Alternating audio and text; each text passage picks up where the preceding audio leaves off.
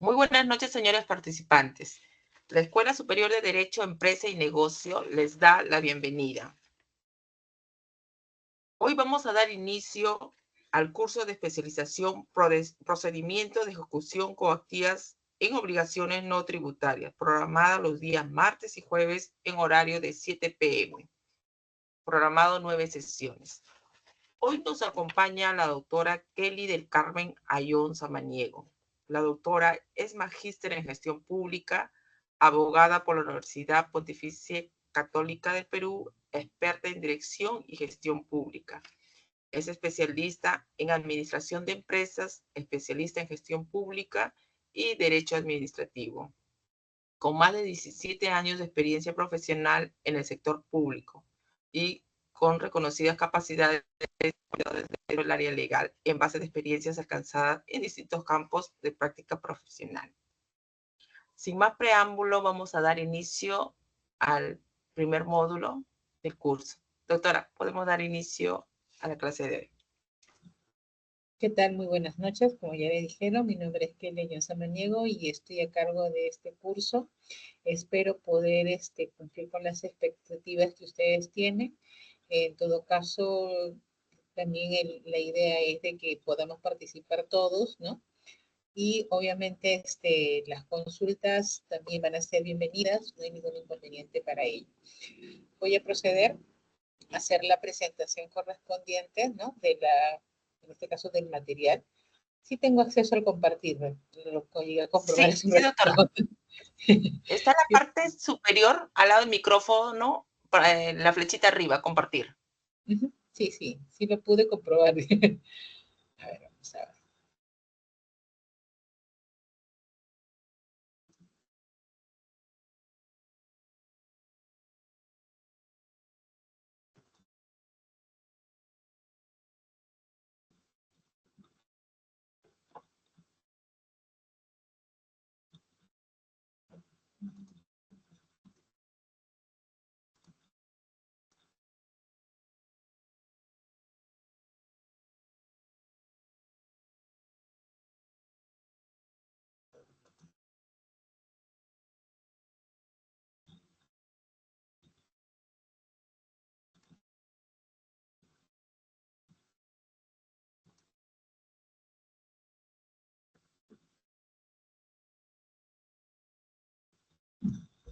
Un momentito, por favor.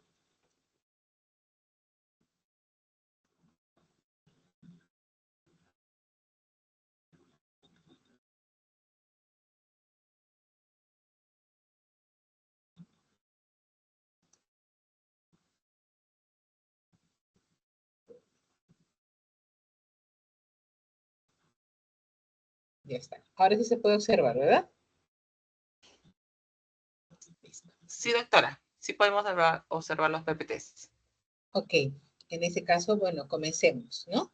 En ese caso vamos a ver el curso de lo que es ejecución coactiva y me gustaría saber si es que de alguna u otra forma los participantes que están dentro de este curso tienen conocimiento o estamos llegando prácticamente, se podría decir, estamos comenzando recién a tener conocimiento de lo que es el procedimiento coactivo. Eso sí me gustaría saber para más o menos poder llevar a cabo quizás no un término muy legalista, ¿no? Que pueda confundir al público, sino tratar de hacerlo lo más asequible posible. Este procedimiento en realidad es muy legal, ¿no? Y si somos abogados nos vamos a entender muchos, pero los que no son abogados quizás hay algo que no puedan comprender, ¿no? Y quiero llevarlo de esa forma. No sé si están de acuerdo o no están de acuerdo los participantes, ¿no? Me gustaría saber.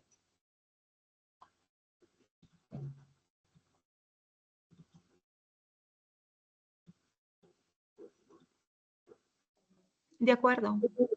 Ya, está bien. Entonces, en el caso, por ejemplo, de lo que es el procedimiento coactivo, ¿no es cierto? ¿Qué es? El procedimiento coactivo es prácticamente la última instancia de la gestión de la cobranza de obligaciones. ¿Qué quiere decir? Si estamos hablando en materia no tributaria, que es el curso en especial, ¿no es cierto? Esto es cuando ya, por ejemplo, se ha puesto en la infracción, oye, si ya se fiscalizó, se puso en la infracción, se pasó a la fase instructiva, ¿no es cierto? Se agotó toda la parte sancionadora, ¿no? Que el procedimiento sancionador, y obviamente, culminada esta etapa, procede a trasladarse directamente este expediente administrativo, ¿no? Llamado así, en el cual obviamente corresponde directamente al área sancionadora informar que ya ha surtido, ha quedado saneado este procedimiento y está firme el acto administrativo y puede proseguirse con las acciones pertinentes. En ese caso, ¿qué quiere decir? La ley de procedimiento de ejecución coactiva señala que este es un procedimiento compulsivo que tiene la administración, ¿no? Para hacer el cobro de deudas que son exigibles. ¿Quién es el funcionario competente de acuerdo a este marco normativo? Es el ejecutor coactivo y tiene la colaboración de una persona que es el auxiliar o auxiliares, porque puede ser una o más personas. Legalmente así está determinado.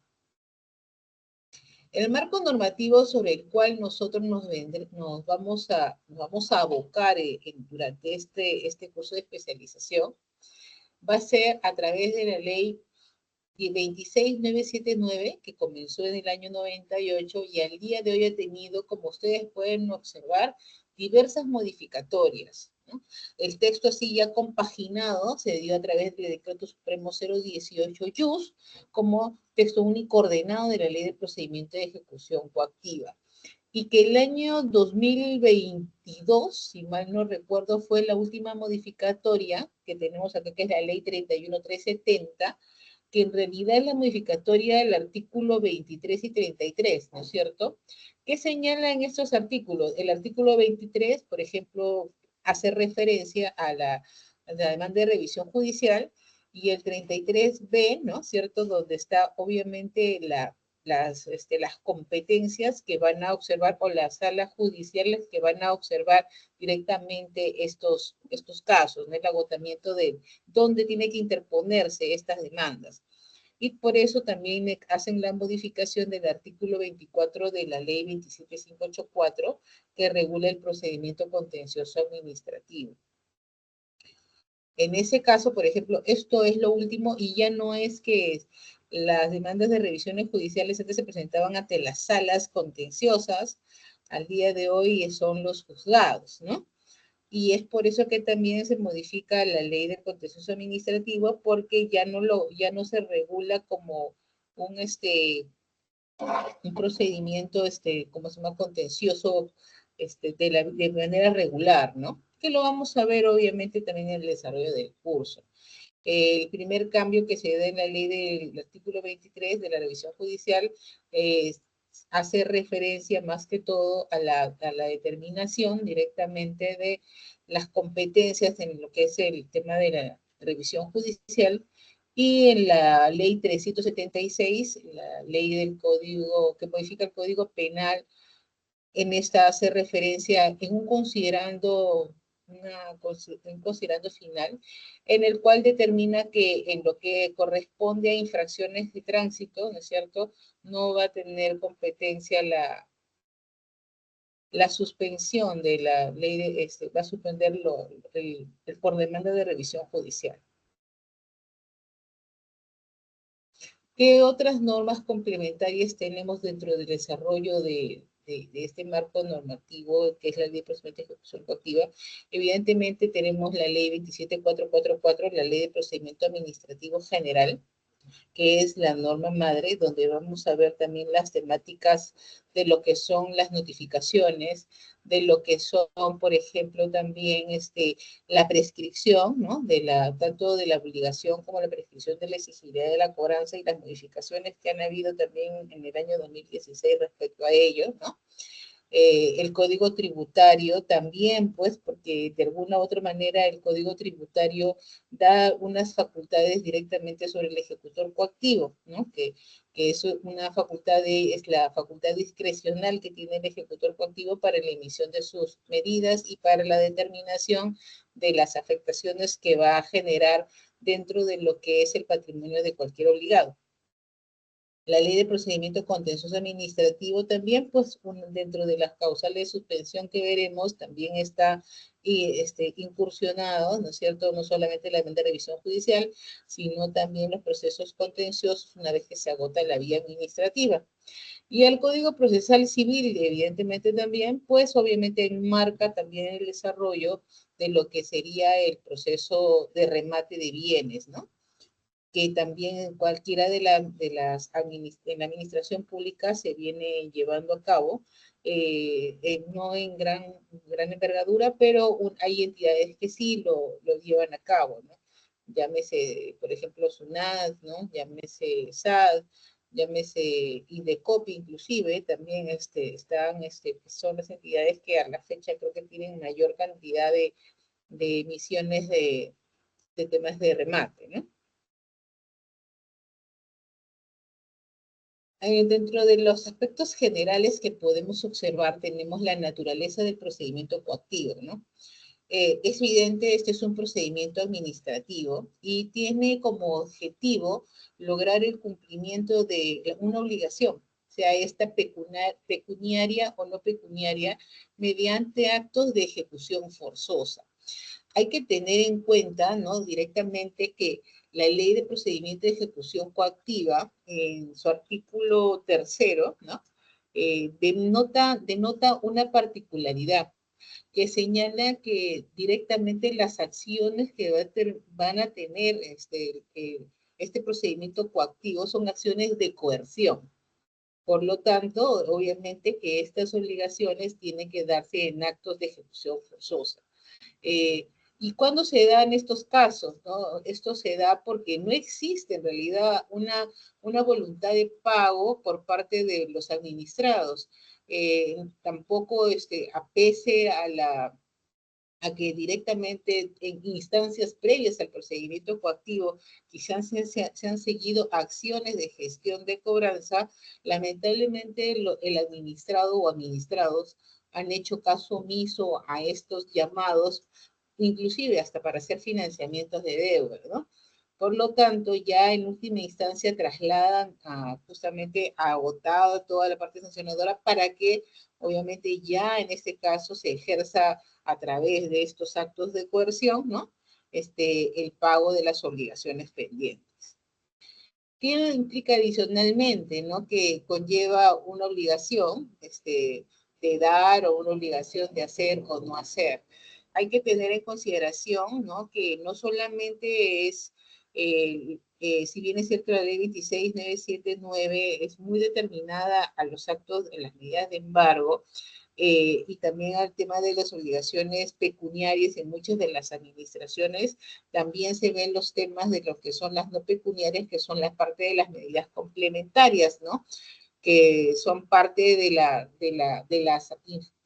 fiscalizaciones, es parte de la fiscalización, y ante una observación de algún hecho que obviamente tenga que ser paralizada, ¿no?, esta acción, obviamente en este caso la administración, ¿no?, lo que hace es realizar justamente estas medidas complementarias, ¿no?, que también son parte de que tienen que ser ejercidas por el ejecutor coactivo.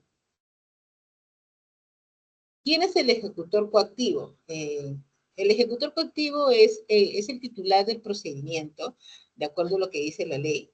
¿Y cuál es el procedimiento, no? El procedimiento es la acción de la cobranza, pero ¿acción de la cobranza de qué? Estamos hablando de un título de ejecución. ¿Y cuál es el título de ejecución? A todo esto, ¿no? El título de ejecución es la obligación. ¿Y cuándo se genera la exigibilidad, no? Porque para que se pueda hacer titular de procedimiento y ejecutar una obligación, tiene que ejercerse, tiene que estar un acto exigible. Y para ser exigible, obviamente tiene que cumplir con algunos parámetros, ¿no es cierto? Que obviamente es los que vamos a observar en unos minutos también. Pero todo esto tiene una connotación, ¿no? No es simple y llanamente es un nombre sui generis y ya. No, eso tiene todo un desarrollo que obviamente vamos a hacer el trasfondo de toda esa situación. ¿Y qué más? El ejecutor coactivo actúa por cuenta propia, ¿no? Si bien es cierto, es el titular del procedimiento, el ejecutor coactivo no actúa por cuenta propia. El ejecutor coactivo es quien ejerce a nombre de la entidad acciones de coerción y obviamente al ser a nombre de la entidad se encuentra sujeto a las indicaciones o a los parámetros de la entidad. Y también obviamente al marco normativo en el cual obviamente se desarrolla. ¿Ok? El cargo del ejecutor coactivo conforme a ley es indelegable.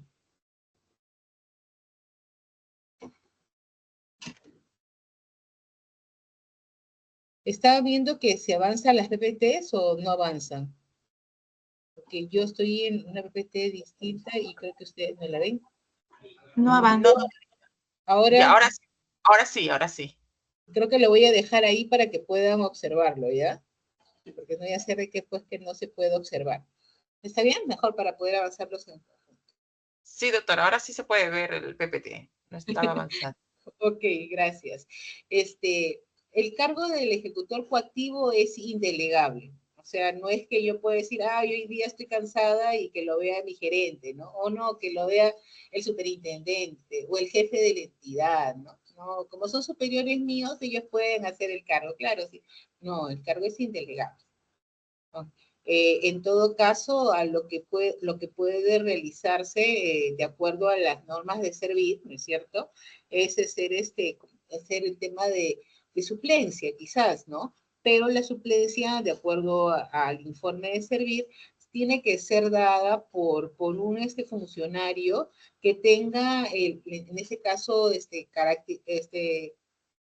las características que tiene que tener un ejecutor coactivo y que esté dentro de la ejecutoría, se podría decir, ¿no es cierto?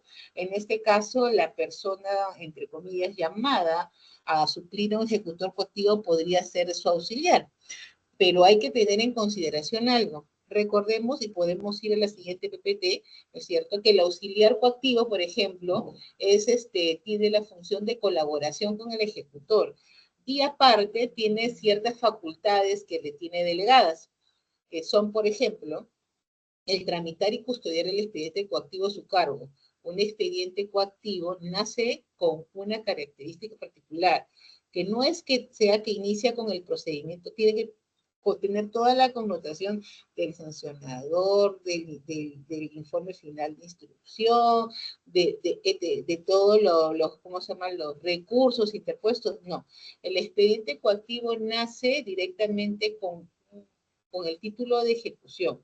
Eso quiere decir con la notificación de la resolución de ejecución coactiva que contiene el título de ejecución que las áreas previas han trasladado para que justamente se haga esta diligencia. Entonces, inicia con la resolución de ejecución coactiva, ¿ok? Y de ahí vamos, dentro de unos minutos, vamos a comenzar a ver qué implica también este tema de la resolución de ejecución coactiva. ¿Qué más? El auxilio coactivo también, ¿qué hace? No solamente, no va para mirarle la cara al ejecutor. También puede elaborar diferentes documentos, ¿no? Que sean innecesarios para el impulso del procedimiento. Hay que tener en cuenta que si bien es cierto el procedimiento coactivo implica medidas de embargo, ¿no es cierto?, que son las medidas, justamente son los actos de coerción, las medidas de embargo, no solamente las ejecutorías se encargan de ver esto, sino también hay que hacer informes, ¿no es cierto?, informes de gestión, se tiene que observar también, obviamente, requerimientos, ¿no? Hay que hacer, ¿cómo se llama?, oficios a entidades bancarias o entidades, a los policías, o entes administrativos, o entes privados, todo aquello que conlleve, ¿no es cierto?, para que se puedan realizar las acciones. ¿Qué más? También acompañan al ejecutor en las diligencias que se ordenan, o sea, imaginando que tenga que irme, o el ejecutor coactivo tenga que irse una diligencia de ¿qué? Un embargo de extracción, o tenga que hacer una, ¿cómo se llama? Una visita una visita coactiva que le dicen, ¿no? Donde obviamente auxiliar y ver un tema de quizás un posible financiamiento de deuda, un compromiso de pago, ¿no? ¿Qué más? Tiene que suscribir conforme ley al lado del ejecutor coactivo sus actas de embargo, cuando hacen la extracción hacen las actas también, ¿no es cierto? Donde se desarrolla directamente todas las características de los bienes que obviamente están sujetos o que se están extrayendo para mañana más tarde quizás ver un tema de remate, porque hay que tener en cuenta de que obviamente la administración no es una retenedora de bienes, ¿no? No es simplemente que tenga un depósito de ahí, sea el cementerio de todo lo que se embarga, ¿no? La finalidad de toda extracción es que ese bien mueble, ¿no es cierto?, logre ser ejecutado y se vuelva, obviamente, ¿qué? Se vuelva dinero que pueda pagar la obligación que está pendiente. Por lo tanto, ¿cómo se llama? También, obviamente tiene que suscribir junto con el ejecutor estos documentos, ¿no? ¿Qué más? Como dije, los informes pertinentes y obviamente tiene que dar fe de los actos en los que interviene dentro de lo que son las funciones que les conllevan, ¿no? Y justo el punto que estábamos viendo, ¿no? La exigibilidad de la obligación. ¿Qué es la exigibilidad, no?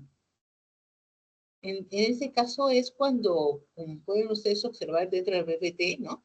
La exigibilidad de una obligación hace referencia al momento en el cual es ejecutable la obligación. El tiempo en el cual una obligación se está cobrando efectivamente o se ha cumplido con el plazo o una condición para que el obligado finalice el compromiso. Esto es en tema de desarrollo así, que puede decir conceptual. Directamente lo que la ley nos establece, ¿no? ¿Cuándo se convierte la obligación exigible? El artículo 9 de la Ley de Procedimiento de Ejecución Coactiva, ¿no? Nos señala que se considera exigible en materia no tributaria, que es lo que estamos viendo, ¿no? Cuando el acto administrativo que se ha emitido, o sea, en este caso la infracción, ¿no es cierto? Que sea la infracción conforme ley, ¿no es cierto? Ha sido llevada conforme ley, debidamente notificada y sin haber sido objeto de algún recurso impugnatorio, ¿no? En los plazos de ley, ¿no? Cuando ya está obviamente notificada conforme a ley, esto genera la firmeza, o sea que el acto administrativo caiga en firme, confirmando con ello la obligación. Y obviamente una vez que se genera la firmeza de este acto administrativo, ¿no? Si, por ejemplo, si yo hice la fiscalización, ¿no es cierto? Observé directamente que tenía que paralizar algo, imaginando, ya, tuve que hacer un deserraje, ¿no es cierto? O tuve que hacer pues que tuve que bajarme una antena, imaginemos, ¿no? Porque claro que estaba afectando obviamente esto, y tuve que obviamente utilizar de alguna u otra forma personal, ¿no? Personas capacitadas para poder desinstalar quizás esta antena y que no se deteriore, pero obviamente quitar esa obstrucción, esos gastos o costas que se realizaron, dentro del procedimiento también estoy en la obligación de cobrarlos, junto con obviamente la obligación, en este caso la infracción en sí, ¿no? También esos gastos que se incurrieron para poder sobrellevar la medida complementaria, tengo que obviamente liquidarlos. Y también obviamente van a ser ejecutadas las garantías otorgadas a favor de la entidad dentro del procedimiento establecido, ¿no? Dentro de la norma, ¿no? Entonces, en estos actos esta es lo que determina directamente la exigibilidad de la obligación.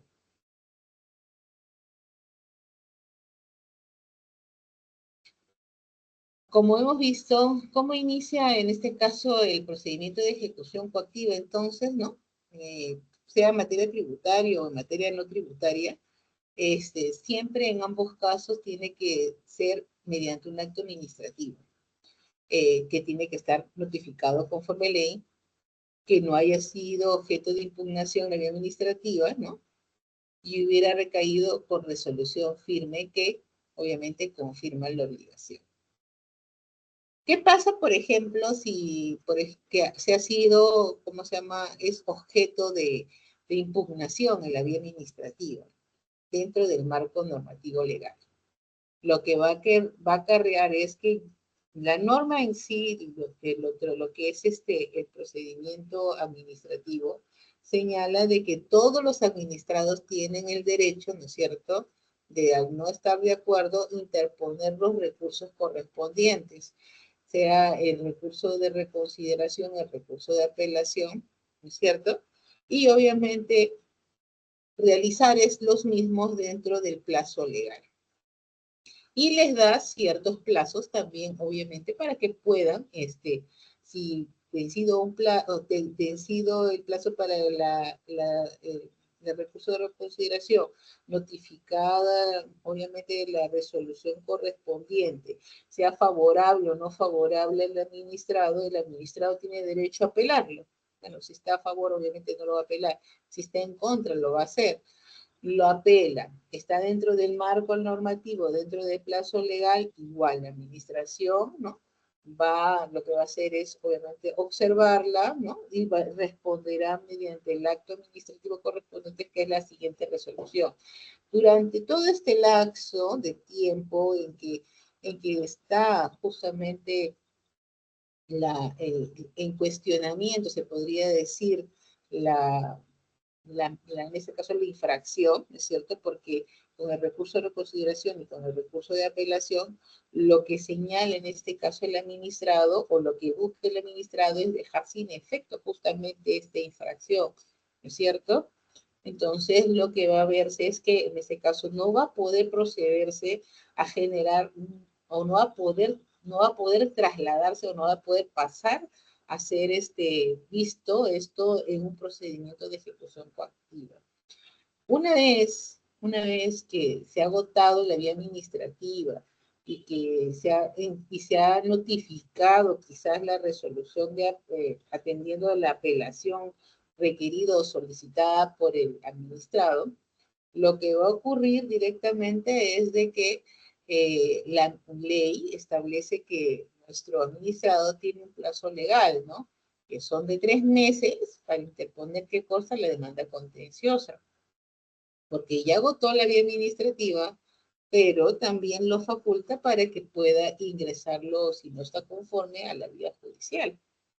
Y obviamente con eso, ¿no es cierto?, va a poder tener su atención correspondiente. ¿Ok? En ese sentido, ¿no es cierto?, ya veremos si es que corresponde dentro del procedimiento de ejecución coactiva, continuar con los actos de gestión de cobranza, ¿no?, con las medidas cautelares pertinentes durante este procedimiento contencioso administrativo en la vía judicial, ¿no? Y para eso vamos a ver en su momento, ¿no es cierto?, las causales de suspensión, donde obviamente está determinada una de estos temas muy puntuales, ¿no? En un resumen, ¿no?, tenemos el procedimiento de ejecución coactiva de obligaciones tributarias y no tributarias, perdone porque se me fue el no, creo, allí. Inicia, como les dije, le he hecho un flujograma acá con la resolución de ejecución coactiva, la notificación de resolución de coactiva, y después se genera la emisión de medidas cautelares, se genera el inicio de la ejecución forzosa, y dependiendo del tipo de obligación o del tipo de medida cautelar, perdón, va a poder la ejecución forzosa generarse una tasación y remate, el requerimiento de cheque o imputación, o el internamiento de un bien, ¿no? Entonces, esto es lo que la connotación general, ¿no?, para poder lograr todos los actos, así, algo muy, muy simple, lo que es el proceso de ejecución coactiva hasta el final. En este caso vamos a comenzar a ver el tema de las causales de suspensión, ¿no? La ley, en este caso la ley 26979, que es la ley de procedimiento de ejecución coactiva, señala dos artículos, ¿no? Dos artículos que congloban o que compenetran todo lo que son las causales de suspensión. El artículo 16 de la ley establece, entre comillas, las causales de suspensión en materia no tributaria, dado que obviamente hasta el artículo 21-23 corresponde a materia no tributaria y del 21 hacia, ¿no? Más o menos hacia adelante ya corresponde a obligaciones tributarias. Y el artículo 31, estando dentro de lo que es los temas de cobranza coactiva tributaria, lo que hace es, prácticamente se podría decir que complementar o consolidar, ¿no es cierto?, los artículos para materia tributaria en sí. Pero ninguno, en este caso el artículo 16 no es excluyente al 31, por ejemplo, ¿no? Porque en materia tributaria también puede darse, por ejemplo, una de las causales que puede ser muerte del obligado, ¿no? Claro, sabemos que en materia tributaria, en este caso, los herederos también ven el tema de las obligaciones. El no notificado, lo que señalan la mayoría de nuestros administrados, nunca me notificaron, puede verse tanto en materia tributaria como no tributaria. Por eso les digo que no son excluyentes, no puede darse. Conforme al marco normativo que estamos viendo, el pronunciamiento, en este caso la atención de estas solicitudes de suspensión, son a la fecha de 8 días hábiles para los casos de materia no tributaria y de 15 días hábiles en materia tributaria. ¿Cuáles son los efectos de la suspensión, de ser procedente, por ejemplo, ¿no? El efecto es la conclusión del procedimiento coactivo, pues obviamente si es procedente un no notificado, o sea, en realidad verifico que no se ha notificado conforme al parámetro legal, lo que voy a hacer es obviamente dejar sin efecto de los actos administrativos, ¿no?, que obviamente no han sido correctamente notificados y por lo tanto imaginando que genere una medida de embargo, voy a tener que levantar la medida de embargo, como ustedes pueden observar acá, y obviamente si la resolución de ejecución coactiva tampoco fue notificada conforme el marco legal, también se tendrá que obviamente levantar o quebrar, se dice, ¿no?, en este caso la resolución de ejecución coactiva. ¿Qué pasa más bien si yo no cumplo los parámetros o el plazo de pronunciamiento, que son 8 días hábiles o 15 días hábiles, ¿no?, dependiendo de la materia? La norma señala de que la omisión o mi no pronunciamiento acarreará, ¿no?, que existe un silencio positivo.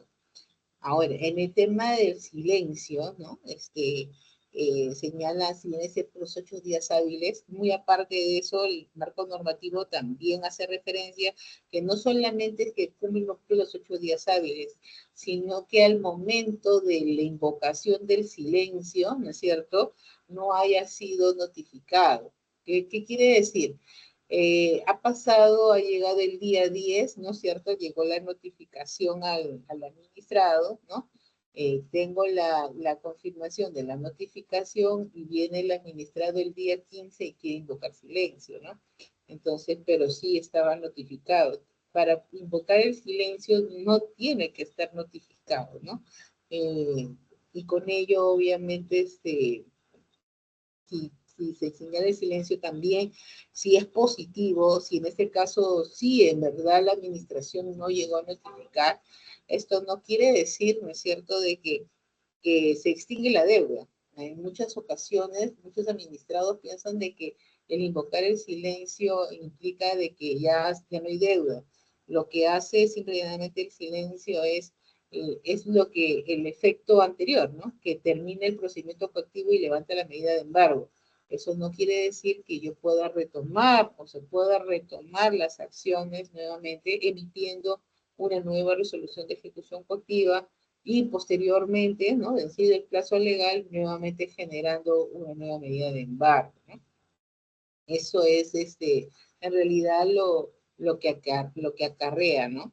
En el día a día, obviamente, de observar cada uno de estos casos que se dan, ¿no? Muchos de los administrados, ¿no? Siempre se han pronunciado señalando de por qué no, si ya hay silencio, por qué no se ha extinguido la deuda, ¿no?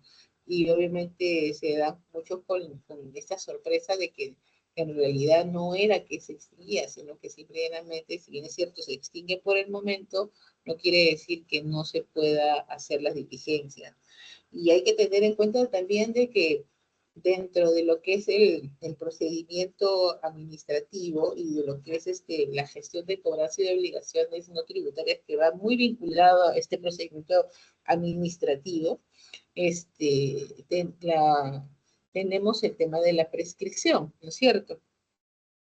Una vez que obviamente queda firme el título de ejecución, la norma señala que para la exigibilidad de la cobranza, la administración tiene un plazo de 2 años para gestionar. Y también, obviamente, tenemos que tener en consideración también lo que señala de que entre acto administrativo y acto administrativo no puede haber una, ¿cómo se llama? Una falta de gestión por parte de la administración en un lapso mayor a 25 días.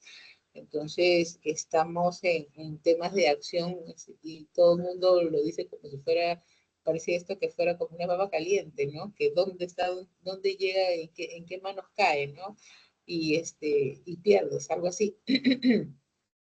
Entonces, eso es un tema bastante coyuntural, porque hoy en día, ¿no? Dentro de lo que es la administración pública, tenemos a los órganos de control interno, que obviamente son los primeros los que observan que se cumplen los parámetros no solamente legales, sino que también obviamente los funcionarios dentro de cada entidad, ¿no es cierto?, cumplan con las diligencias correspondientes y obviamente el tema coyuntural con un ejecutor coactivo es justamente el tema de poder hacer que se cumplan las obligaciones o que obviamente se puedan consolidar los pagos de estas obligaciones. Si bien es cierto, existen muchas entidades del Estado que no son recaudadoras, porque no todas las entidades tienen un fin recaudador. Muchas entidades son reguladoras en realidad. La búsqueda, por ejemplo, en Sunafil, no es cobrar las infracciones de las empresas, los empleadores, ¿no? Sino que la finalidad de las infracciones es que, obviamente, orientar, en este caso, a los empleadores a que puedan dar o brindar a sus colaboradores un ambiente adecuado, una remuneración adecuada, que se cumplan, obviamente, con los parámetros ¿no es cierto?, del marco normativo sobre el cual hoy se está desarrollando, sea el 728, sea el servir, ¿no? Y, por ejemplo, en el caso de Indecopi, ¿no es cierto? Indecopi con las diversas comisiones que tiene, tampoco la finalidad es hacer cobranzas, sino que obviamente tenemos temas de propiedad intelectual, tenemos temas de marcas y patentes, tenemos de propiedad intelectual, ¿no es cierto? Entonces, cada cosa debería estar, supuestamente las multas son para direccionar, pero muy aparte de ese marco que tiene como misión o visión cada entidad pública, ¿no?, distinta a una entidad recaudadora, está el hecho de que si ya existe un procedimiento administrativo, ¿no es cierto?, en el cual señala las competencias que tiene cada funcionario, si las obligaciones ya llegan, obviamente, al ámbito coactivo, inclinando, ¿no es cierto?, es evidente que tiene que conllevarse todo el proceso en general, porque si no, mañana más tarde vienen las connotaciones, ¿no es cierto?, de sanciones a funcionarios o sanciones a la entidad. ¿Por parte de quién? Obviamente del órgano de control interno. ¿Por qué? Porque se están infringiendo, ¿no es cierto? ¿Qué cosa? Se están infringiendo las normativas y se están perdiendo recursos, ¿no es cierto?, del Estado, ¿no?, que bien podrían direccionarse para una mejor gestión de otras cosas, como mejoras dentro de, por ejemplo, del ministerio o dentro de cada entidad del Estado, ¿no? Entonces, eso es lo que hoy en día más o menos se está observando, ¿no? Y ahora, retomando nuevamente lo que son el tema de la suspensión del procedimiento de ejecución coactiva, ¿no es cierto? Tenemos que el artículo 16 señala, por ejemplo, la deuda extinguida o la obligación está cumplida, ¿no? Muchas de las entidades del Estado, ¿no es cierto?, no tienen una interconexión. Entonces, muchas veces al no tener el tema, si bien es cierto, normativo, señala de que todas las entidades del Estado ya, pues no todas tenemos que tener interconexión, ya ha salido la norma de, ¿cómo se llama? Arroba.gov, ¿no es cierto? Que es que el Estado ha señalado inclusive un parámetro de 2 años, 4 años, creo, el tema de poner este gobierno digital. Sin embargo, la coyuntura nacional, ¿no es cierto?, no hace de que todas las entidades del Estado, ni tampoco, no solamente aquí en Lima, sino también tenemos provincias, entidades del Estado, llámese municipalidades, provinciales, distritales, ¿no?, que no tienen inclusive quizás la forma de tener un gobierno digital. Y ni siquiera acá en Lima, ¿no? No todas las entidades tienen una interconexión interna. No hablamos de la externa, hablamos de la interna, por sí.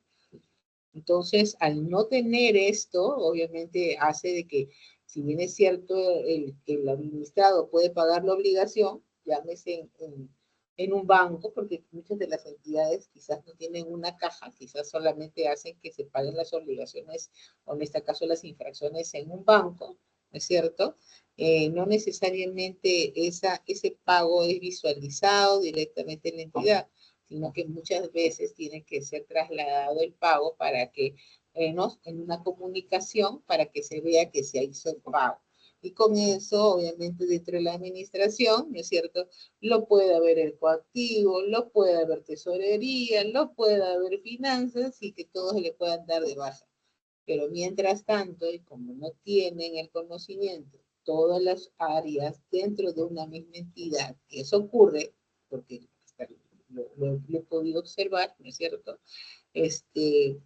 Puede ser que el administrado tenga que presentar su solicitud de suspensión, ¿no es cierto?, por deuda extinguida, mostrando el voucher de pago. Y con eso finiquitarlo, ¿no?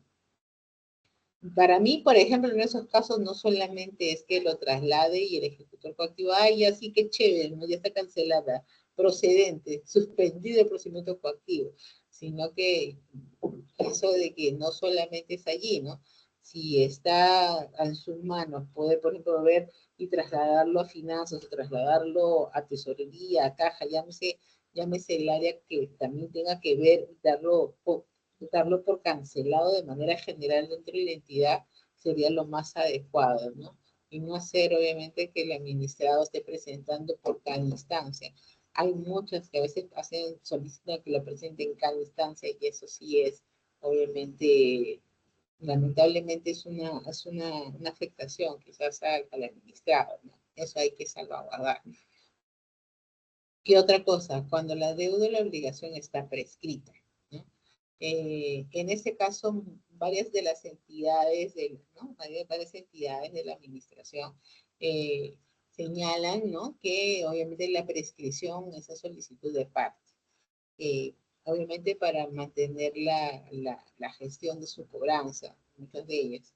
Pero si somos taxativos de la norma, ¿no es cierto?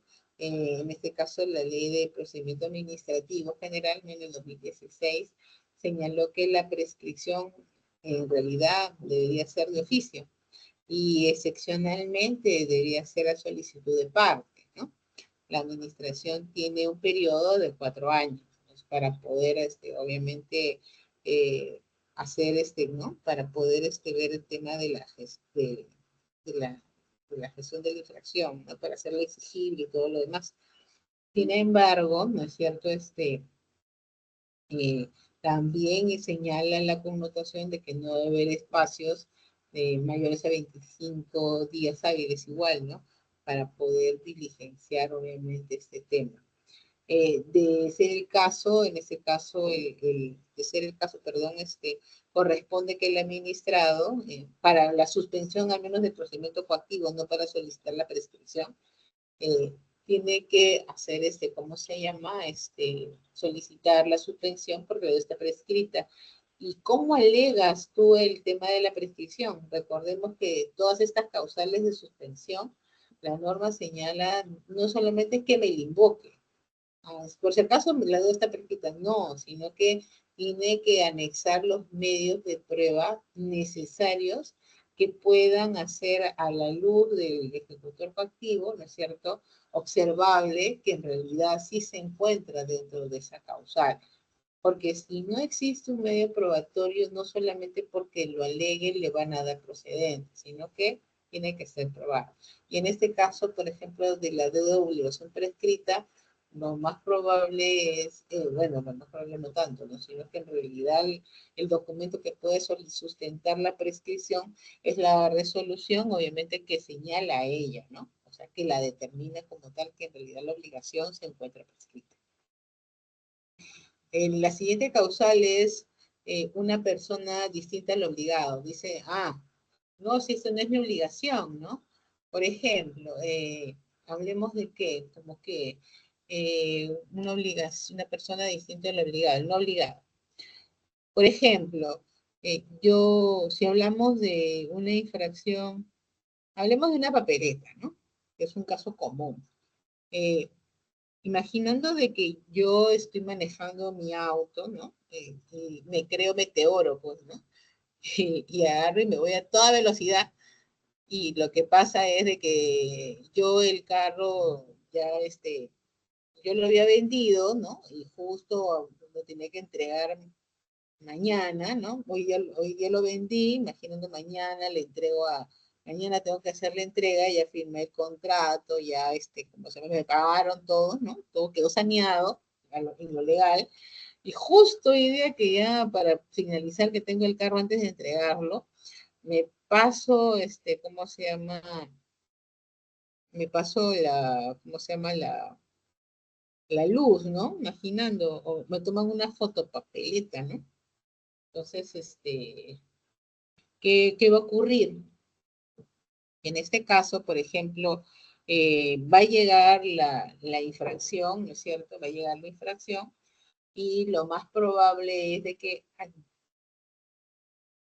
lo más probable es que va a llegar, bueno, no, pero ahí me equivoqué en el ejemplo, perdón. Imaginando que yo soy la compradora, cambiemos la figura, por favor, disculpen, me enredé y me mostré en el ejemplo, ¿no? Que yo soy la compradora, yo compro el carro, ¿no es cierto? Ya seguimos la formalidad, ¿no? Pero ¿cómo se llama? Yo me cruzo en la luz roja, pero todavía está recién firmada en la notaría, aún no llega a registros públicos, ¿no? Yo todavía no figuro como propietaria. Así que lo más probable es que esa papeleta le va a llegar al que me vendió, ¿no es cierto? Entonces le van a hacer la gestión de cobranza al vendedor. Y obviamente va a llegar a su domicilio y él va a señalar, él tiene que demostrar que obviamente que él no es el obligado, porque él tiene ahí la transferencia, ¿no? Y la va a demostrar con el acta, ¿no? De transferencia, ¿no? Entonces, y con eso obviamente va a salvaguardar y va a tener que la administración orientar, ¿no? Va a tener que orientar nuevamente la infracción o la va a declarar nula, porque en realidad ya estaba estipulada a nombre de Juan Pérez cuando era Kelia y John la culpable y responsable, ¿no? Entonces, en este caso, la acción fue seguida contra una persona distinta, sí. Por parte de la ejecutoría va a proceder, obviamente, el levantamiento del embargo si es que existiera, el quiebre del procedimiento coactivo, y si en realidad se observa que hay otras acciones, ¿no? Anteriores que en realidad no corresponden, bueno, yo siempre he procedido y considero que debe ser lo pertinente de que si yo ya lo observo y veo que no es lo correcto, lo traslado, ¿no? A las áreas previas para que puedan ellas hacer las observaciones y obviamente si tiene que darse de baja, darlo de baja. Y con eso, obviamente, ya finiquitar y sacar de la cartera, porque en realidad son acciones que se van a tomar en contra de alguien que en realidad ni siquiera compete, entonces mejor darle de baja por los años, como se dice, ¿no? El no notificado. La ley establece simple y llanamente el tema de la no notificación del título de ejecución, ¿no? En este caso, señala prácticamente, se podría decir, a partir de la red. Sin embargo, no solamente se ve dentro de la causal de por no notificado, no solamente es el título de ejecución, sino que se considera que todo acto administrativo que es verificable, ¿no? En ese caso, no solamente se ve que se ve la RMC, o sea, la medida de embargo, si es que en realidad salió correctamente notificada, también se ve la resolución de ejecución coactiva, si fue correctamente notificada, inclusive la notificación del acto sancionador, ¿no? Si es que fue notificada directamente la sanción en el domicilio que corresponde, ¿no? Conforme a las normas de la ley de procedimiento administrativo. Y con ello, obviamente, ver si se ve que no coincide, por ejemplo, ¿no? Las notificaciones, evidentemente lo que va a hacer es ver en dónde comenzó el error y obviamente quebrar los pasos que corresponden. Si yo veo que la RMC está correctamente notificada, sin embargo la resolución de ejecución coactiva está mal notificada, entonces pese a que esté bien notificada la red, ¿no es cierto?, tengo que darlo de bajo porque ha sido generada ¿cómo se llama? Con un acto administrativo inválido, ¿no? Que en este caso es la emisión de la red, en realidad no surtió, no era un acto administrativo válidamente notificado, por lo tanto la medida de embargo no debió generarse, entonces se quiebra.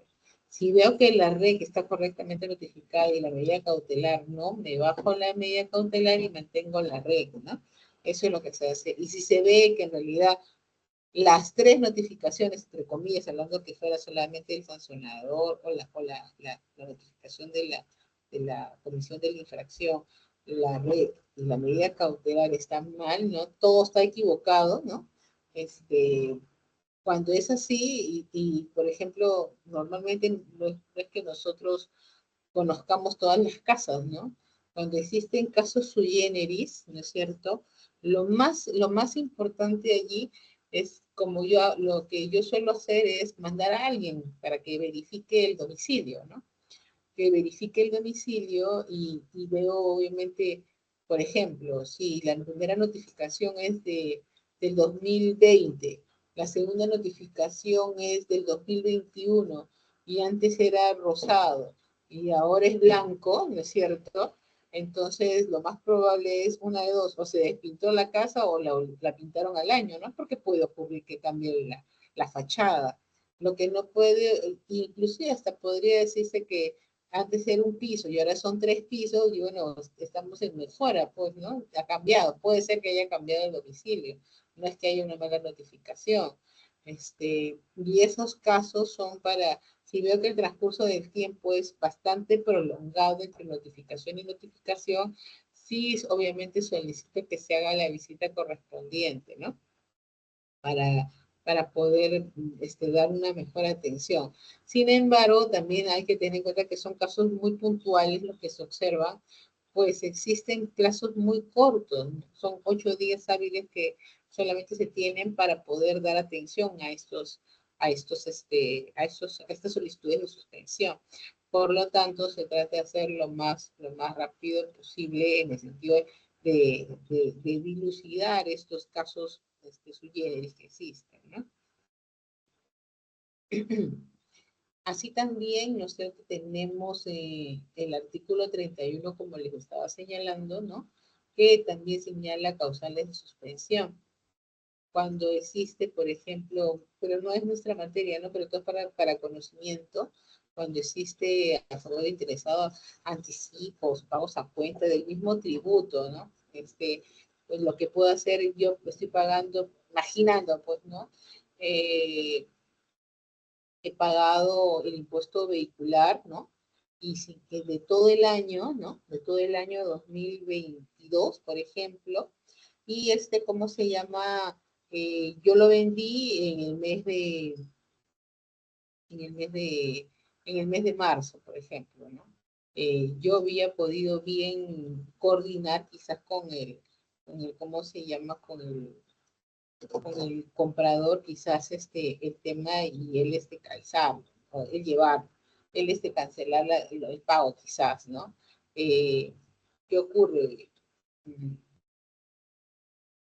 Puede ser también, por ejemplo, cuando hay casos de jurisdicción, ¿no? Hemos visto que muchas veces hay predios que son quizás limítrofes entre territorio y territorio y muchos pagan quizás el impuesto predial en un distrito y otros, por ejemplo, como la Molina y Yate, decían, ¿no? Antes existían quizás en algunos casos una doble tributación. O en el caso del impuesto vehicular también, antes, por ejemplo, se señalaba de que tenía que pagar el impuesto vehicular donde domicilia prácticamente la persona, ¿no? Dejando que la persona era de Lima, sin embargo, antes existían muchos temas de las importaciones de autos y muchos se iban a provincias, ¿no? A traer los autos importados y por lo tanto, por ejemplo, cuando transitaba acá en Lima, ¿no? Juan Pérez, decían, pero usted es de Lima, y le generaban por una fiscalización, ¿no? Por una fiscalización le generaban el impuesto vehicular. Pero como él lo compró en Arequipa por importación, él se inscribió en la provincia de Arequipa y quizás estaba tributando en Arequipa, ¿no? Entonces, entonces ven en realidad si es que existe, se hace la verificación y lo que hacían era generar obviamente la aprobación del pago del impuesto ya realizado, por ejemplo el de Arequipa, ¿no? Y así casos que también han pasado, ¿no? En materia tributaria también el Tribunal Fiscal, ¿no? Tiene la facultad de solicitar la suspensión y muchas veces, a través de quejas que han tenido directamente los contribuyentes, ¿no? Para el tema de las quejas que hacen casi más o menos el mismo efecto de lo que es una demanda de revisión judicial. El recurso de reclamación, apelación o demanda contenciosa administrativa presentados dentro del plazo legal. Esto también señala directamente, en este caso, el artículo 31. Sin embargo, ¿no? No hay que dejar de lado de que el artículo 16 de la Ley de Procedimientos de Ejecución Coactiva también señala en el artículo 16.1e, o sí, ¿no? Señala que la suspensión se da también en el recurso de reconsideración, apelación, de revisión, ¿no es cierto? Y en el caso de contencioso administrativo, cuando está en plazo para la presentación de los recursos de reclamación, de apelación, de revisión y la demanda contenciosa administrativa. Entonces, también, por ejemplo, ¿no? Como hemos conversado al comienzo, ¿no? Si un administrado está dentro de sus plazos legales, mal haría yo o mal haría la administración, ¿no es cierto? En obviamente no dejarlo, no dejar la vía adecuada legal, que es el que pueda interponer los recursos, ¿no? ¿Qué ocurre? Muchas veces los administrados confunden el 16E con el 16.2. El artículo 16 tiene varios numerales, ¿no? El numeral 1 son las causales generales. El numeral 2 dice como adicionalmente, señala, ¿no?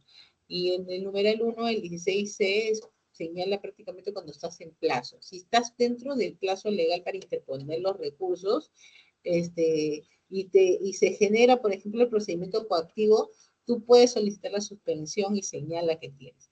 Pero el 16 2 señala adicionalmente las causales de suspensión, ¿no es cierto?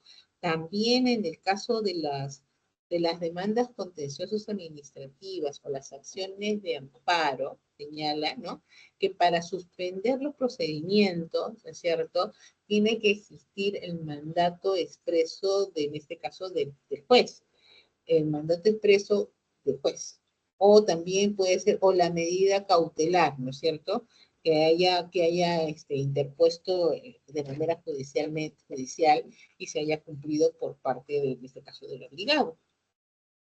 Y para ello, ¿no es cierto?, se fundamenta esto en el artículo 25 de la Ley del Contencioso Administrativo, 24-25, ahorita no me acuerdo la numeración, pero es uno de los dos, en el que señala de que no se va a suspender, o sea, si bien es cierto, puede admitir a trámite la demanda, ¿no es cierto?, en los casos de los contenciosos, el admitir a trámite la demanda no suspende las acciones de gestión o de cobranza que tienen directamente, ¿cómo se llama?, los administrados, ¿no?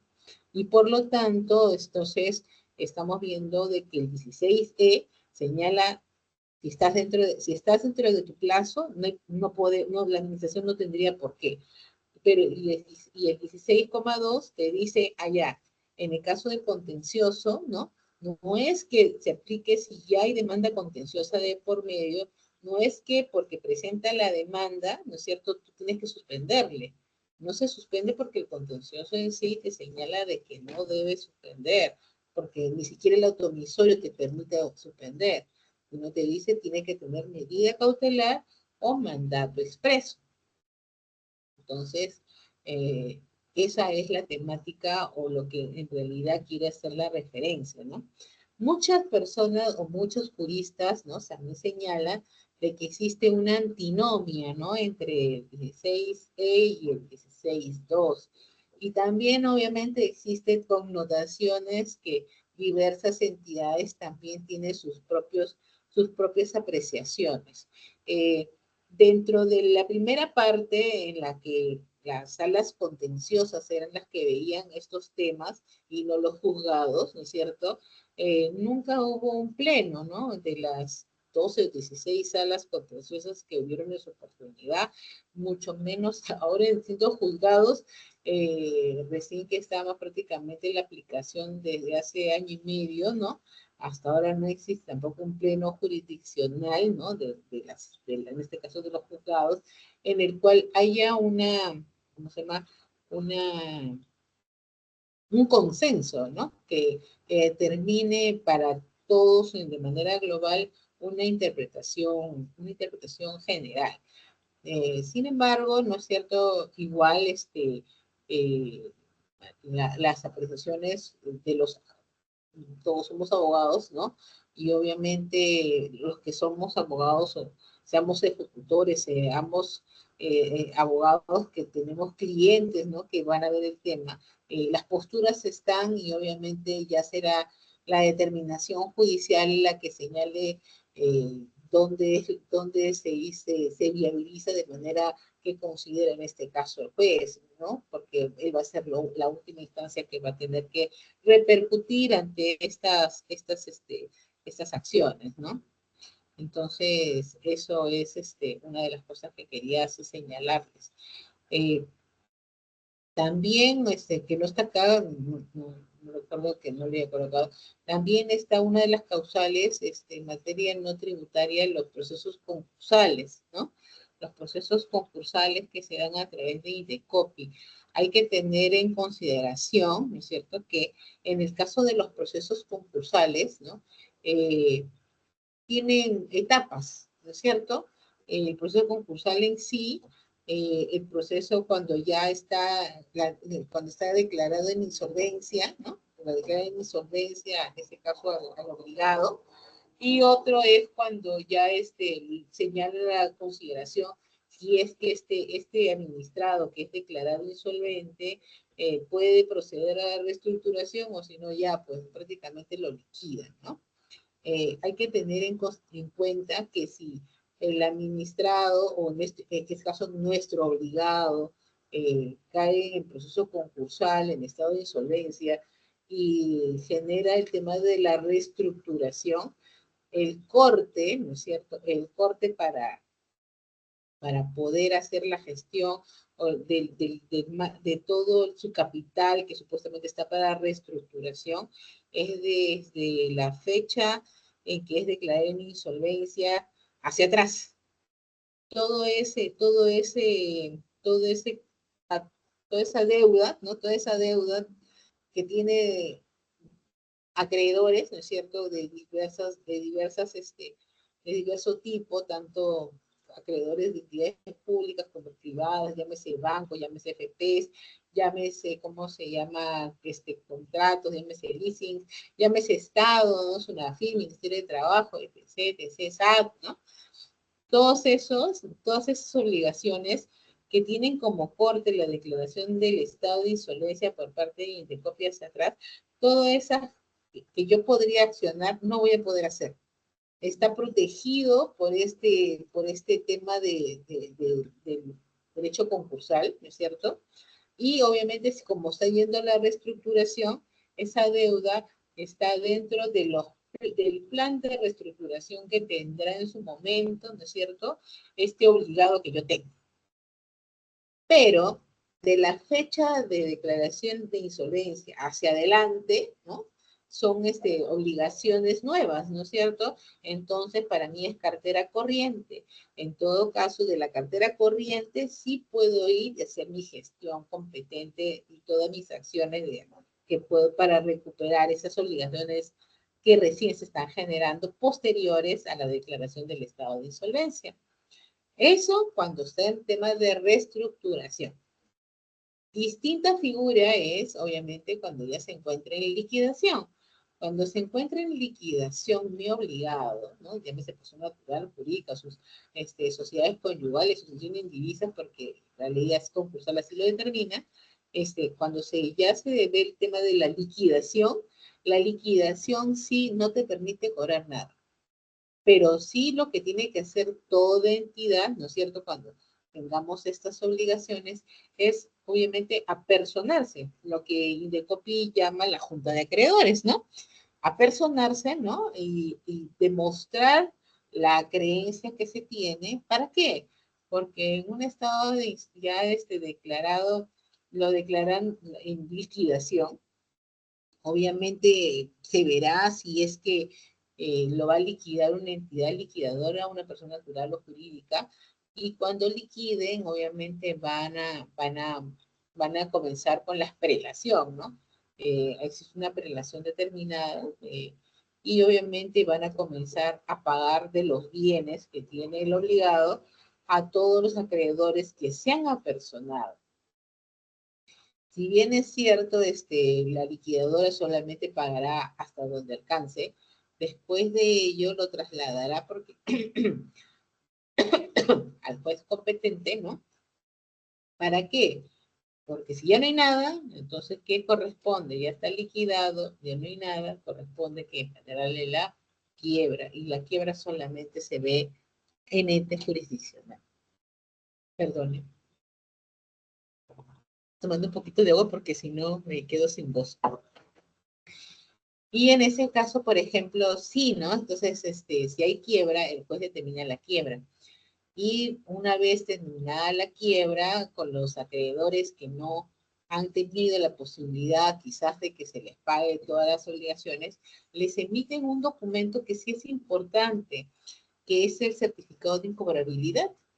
Y que obviamente con ese documento es que en la administración, también en las áreas competentes, les faculta como para que acrediten de que la administración sí hizo su gestión, ¿no?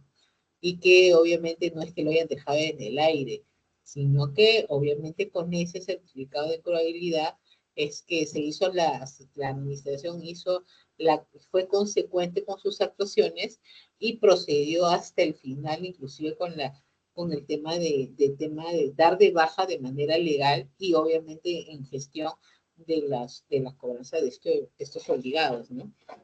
Es como dinero que no es dinero, pero sí repercute inclusive para los órganos de control interno que están mencionados están últimamente, ¿no? Entonces, eso sí es importante. Estos son también, en este caso, el tema de revisión judicial es un artículo, el artículo 23, perdón, y es importante, y para eso vamos a tener una clase en particular. Sin embargo, hay que tener en cuenta de que el caso de revisión judicial es un es un proceso dentro de la sede jurisdiccional que si bien es un proceso contencioso, ¿no es cierto? Yo le digo que es un proceso contencioso no puro, ¿no? Porque el contencioso puro, yo le digo, es el que busca la nulidad directamente del acto administrativo. En el caso de la revisión judicial, sí es un proceso contencioso, pero lo que busca es simple y llanamente es que se observe que el procedimiento coactivo en sí ha sido llevado a cabo conforme ley. No, la revisión judicial no te va a determinar o no va a hacer que el juez determine que exista la nulidad de la infracción. Solamente es observación y revisión, como su nombre lo dice, de que el procedimiento coactivo así haya sido llevado conforme al marco legal, ¿no? En principio solo es. También, por ejemplo, señala de que otra causal de suspensión es la resolución que otorga directamente, ¿no? Un fraccionamiento o aplazamiento. Si yo faculto directamente a mi administrado que me paguen partes, ¿no es cierto? Yo, obviamente no puedo dar continuidad a mis acciones de cobranza, no, porque tengo el fraccionamiento sobre fraccionamiento, voy a generarle un embargo, ¿no? Se supone que yo con ello estoy suspendiendo el procedimiento y si, por ejemplo, tenía eh, una medida cautelar, ¿no es cierto? Al fraccionarlo prácticamente la medida cautelar queda sin efecto. Y ya hablamos del tema de la reestructuración patrimonial, ¿no? También está el convenio de... no solamente hay que tener en consideración que existe la ley concursal, sino que también existe la ley general de sociedad, ¿no es cierto? Que obviamente a través de ella no, lo que hace es prácticamente ver también el tema de liquidación judicial o extrajudicial. Y con ello también se dan el tema de... sí, sí, estoy avanzando en los GPT, sino que parece como son misma temática, ¿no? Parece que no fuera. Sí se notan, ¿verdad? No se notan. Sí se nota, doctora, los PPTs. Ah, ya, perfecto, gracias. Entonces, con eso, ¿cómo se llama? En el caso de la Ley General de Sociedades, y también inclusive, ¿no? Que también otro marco es la ley del sistema de banca y seguros, ¿no? La SBS también tiene un tema porque también inclusive las entidades financieras son susceptibles de caer en liquidación, ¿no? Y no quiere decir que porque son entidades financieras o que sean empresas que no entren como un tema de reestructuración patrimonial, no sean sujetas a que no tengan acreedores, ¿no? Y que los acreedores sean entidades públicas y privadas. Por lo tanto, ¿no es cierto?, dentro de lo que es nuestro marco, y tiene obviamente un tema de cobranza coactiva con una parte de la administración, nosotros vamos a tener que, obviamente, incorporarnos para poder, ¿cómo se llama?, y en este caso que nos pongan en conocimiento, ¿no? Y obviamente que demuestre, ¿no? Con la documentación pertinente para proceder con la suspensión, ¿no? Y obviamente en ese caso, por ejemplo, si es, por ejemplo, el tema de la SBS, obviamente las áreas competentes de la entidad vean si es que qué acciones tomar, ¿no? Ahí sí ya desconozco un poco, no sé qué acciones toma la administración, si es que se apersona la administración ante esta entidad financiera en liquidación, o si es a la través de la Ley General de Sociedades, también existe el tema de prelación, el proceso más conocido dentro de lo que es este marco de lo que es liquidaciones, siempre es la ley concursal, ¿no? Sin embargo, no todas las personas o no todas las empresas van directamente a ver reestructuración patrimonial. muchas de ellas las hacen a través de ley general de sociedades, ¿no? Entonces, allí sí, ¿no? Tendría que verse a través del área legal de cada entidad, ¿no? Ver qué connotación o qué es lo que tiene cuál es el siguiente paso, ¿no? En mí está, ¿no? Como coactivo, por ejemplo, si me presentan, trasladarla al área de cobranza y obviamente para que tome conocimiento y vean si es que corresponde una participación fuera de lo que es el proceso de cobranza coactiva o de cobranza ordinaria, ¿no? Como se le llama también, o precoactiva, que le dicen muchos, ¿no? Entonces, y con ello, obviamente, salvaguardar también las obligaciones que la administración tiene que recuperar. Ahora, prescripción, que es uno de los temas que también estábamos viendo, ¿no? Tenemos dos temas que son la prescripción de la obligación y como estábamos viendo, la prescripción de la exigibilidad de la cobranza. ¿Qué es una prescripción o qué denota prescripción en sí, ¿no? La prescripción en sí es un transcurso del tiempo, ¿no? Que nosotros sabemos que el tiempo en sí nos juega mal en todos los aspectos. Pero sí, en el caso de las obligaciones, ¿no? Tiene efectos jurídicos este transcurso del tiempo y también, obviamente, no solamente en el campo del derecho administrativo se refiere a un tema de caducidad o de prescripción, ¿no? En este caso tenemos que la caducidad es la pérdida de la acción y del derecho, ¿no? Sin embargo, la prescripción acarrea la pérdida de la acción, ¿no? Permaneciendo el derecho. ¿Por qué? Porque de alguna manera está el tema de que la prescripción es que transcurrió el tiempo y la obligación está, ¿no? Pero ya pasó el tiempo y yo perdí mi oportunidad, se puede decir, ¿no? Para continuar con mis acciones. Yo administración no, no accioné de manera oportuna o accioné y pese a mis acciones, ¿no es cierto? Que es lo mejor que puede pasar, ¿no? Que yo accioné y pese a las acciones, lamentablemente transcurrido el tiempo y no he tenido la efectividad de poder hacer la recuperación. Pero es mejor que pase el tiempo habiendo hecho una acción que pase el tiempo y no has hecho nada, ¿no? Dentro de la administración al menos es así. Y así como existe la prescripción a favor o en beneficio de un administrado, también existe en beneficio de la administración. No solamente prescribe para beneficio, ¿no es cierto?, del contribuyente administrado, también la administración puede hacer señalarle al administrado que ha transcurrido el tiempo, ¿no? Y que ya no es tan factible su devolución, por ejemplo, ¿no? Que quisiera tener la devolución, pero ya pasó. Entonces ya no se le hace una devolución, ¿no? Entonces eso es lo que puede ocurrir. En este caso, la prescripción de la obligación se observa en el artículo 252, que es el de la ley 27444, lo que estábamos hablando, ¿no? De que en este caso las infracciones, la existencia de infracciones administrativas prescriben el plazo que establezcan las leyes especiales. Por ejemplo, la ley de procedimiento de ejecución coactiva no señala un plazo de prescripción, por ejemplo, ¿no? Por lo tanto, al no contemplarla, ¿no dice? Como dice este artículo 252, en caso de ello no hubiera sido determinado en una ley especial, que es la ley de procedimiento de dicha facultad de la autoridad prescribida a los 4 años. Aquellas entidades que no tienen una normativa en su ley especial que determine cuál es el plazo de prescripción de la prescripción de la obligación, es de 4 años. Inclusive también señalaba que, si bien es cierto, puede existir una ley especial, ¿no?, que determine el tiempo o el plazo, ¿no es cierto? También señala de que en todo caso de existir esto y más favorable sea lo que estipula en este caso la ley 27444, que sea considerada lo que determine este marco normativo, o sea, la ley 27444.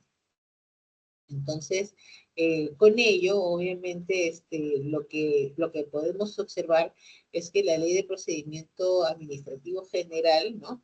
Porque fue modificado este artículo desde el año 2016, si mal no recuerdo, es una modificación a una ley que es más, como se vio en su momento, más proadministrado, ¿no?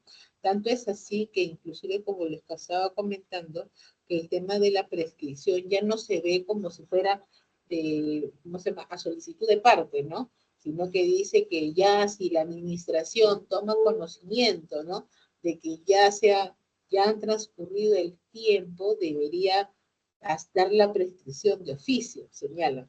Entonces, ¿pero qué acarrea una prescripción? La prescripción en sí tiene una connotación mucho mayor, ¿no? Porque de alguna u otra forma lo que se está señalando en la prescripción es ¿cómo se llama? Repercute en la administración en, en faltas de acción. Y la falta de acción es una factible falta dentro de un funcionario. Tanto es así que inclusive la norma señala de que, si bien es cierto, puede la administración señalar la prescripción, pero también señala de que tienes que seguir las acciones correspondientes contra los funcionarios o funcionarios, ¿no? Funcionarios que hayan dejado que esto ocurra, ¿no? Entonces, es por eso que les decía de que es mejor señalar que ya prescribió la obligación, pero por ejemplo, si yo soy coactiva, ¿no? Entonces, en mis 2 años en mi tiempo que me corresponde accionar, ¿es cierto? Hago mis acciones, ¿no? O por ejemplo, si yo soy la parte sancionadora, tengo que hacer que, me pasaron llego a la caducidad, ¿no? Ay, pero la caducidad, pues, puedo nuevamente, ¿cómo se llama? Establecer, no es que pierda la acción, puedo generar nuevamente y antes de que, y prorrogarla, por ejemplo, la caducidad, ¿no? Pero en el caso de la prescripción, eh, tam, muchas veces pasa dentro de la administración también de que está casi para prescribir, llegando a los 4 años y ¡pah!, automáticamente lo mandan a coactivo, ¿no? Entonces, y quizás ya llega a puertas de ser prescrita la obligación, y lo más probable es que cuando llegue a coactiva quizás ya pueda inclusive el administrado solicitar la prescripción. Entonces, allí hay un tema de dónde, por eso es el punto, ¿no? ¿Dónde es que la administración falló, ¿no? ¿En qué área, no? Entonces, ese corre, ¿no? Entre los funcionarios, de alguna u otra forma es lo que meritúa mañana más tarde el tema de la sanción. Y por ejemplo, a ver, un punto muy particular. El día de hoy tomo conocimiento, ¿no? Por ejemplo, que SUNAFIL, por ejemplo, tiene procedimientos coactivos que se ven a nivel nacional, como todos sabemos. Sin embargo, tiene la Intendencia de Lima Metropolitana y su ejecutoría, la ejecutoría en SUNAFIL solamente de Lima Metropolitana, por ejemplo, ¿no? ¿Y quién ve lo de las regiones, no? Porque las otras intendencias, a la fecha, lo ve el Banco de la Nación. Según la estructura de SUNAFIL, parece que va a cambiar esto y ya van a tenerlo, sus procedimientos en coactiva también, ¿no? ¿Qué ocurre? El Banco de la Nación va a trasladar los expedientes. ¿Y qué pasa, por ejemplo, cuando hay un traspaso de facultades, ¿no? Sea entre entidades, como pasó el SAC con ATU y ahora que el Banco de la Nación con SUNAFIL, ¿qué va a pasar ahora? Lo que va a pasar es de que cuando se hagan las evaluaciones de estos casos, muchas de ellas quizás han sido cursadas de manera correcta, como muchas no. se van a tener que revisar los expedientes, y al momento de revisar los expedientes, quizás en muchas de las obligaciones que podamos observar, ¿no es cierto?, o que se observen directamente por ambas, no van a estar los procesos quizás limpios. El tema es el nuevo ejecutor coactivo, ¿no es cierto?, que lo vea, llámese ATU, llámese SUNAFIL, va a incurrir en responsabilidad funcional por no haberlo, por no tener la diligencia. En esos casos, por ejemplo, no debería ser, ¿no? Es por ello que inclusive el, el tema, en mi opinión, por ejemplo, que también me hicieron la consulta en ese tema, mi opinión como ejecutor, porque a la fecha me desempeño como tal, es de que si fuera mi caso, ¿no? ¿Qué haría yo?